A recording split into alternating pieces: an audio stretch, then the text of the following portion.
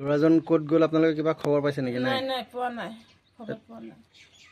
আগতো তেনেকুৱা কৰিছে নেকি? নাই নাই কৰো নাই, ক'তো অকলে নোযোৱাতে অকলে যোৱা মানুহ নহয়, ক'তো পইচা লৈ গৈছে?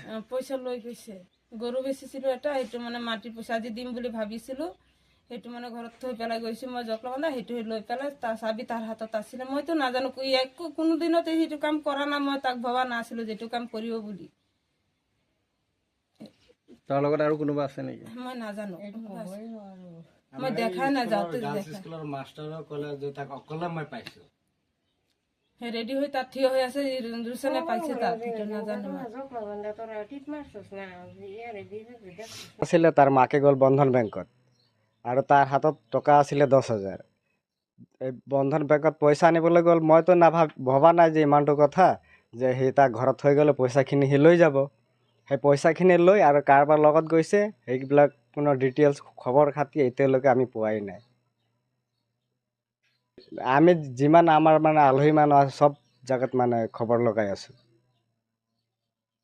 কৈছে বোলে ওপৰ আছাম ফালে গ'ল।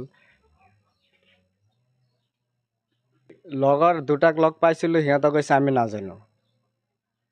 এতিয়া মাষ্টৰৰ স্কুলত গৈছিলোঁ, মাষ্টৰৰ কেইটাবাক ফোন কৰি পেলাই সুধিলে যে বিদ্যাক চাইছে, নাই ছাৰ আমি চোৱা নাই।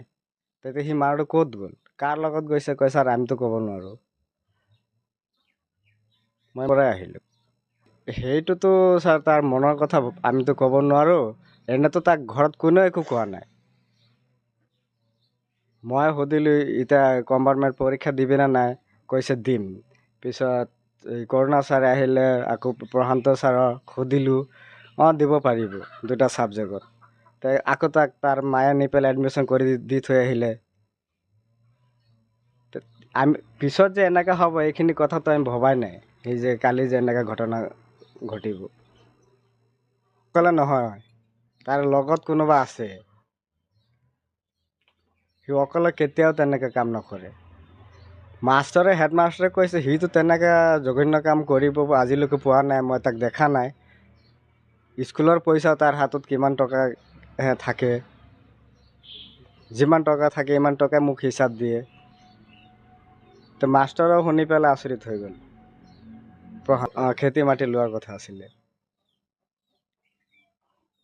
আজি পইচা দিবলগীয়া আছিলে। এতিয়া পইচা আধাটো পইচা নায়েই এতিয়া ক'ব গ'লে।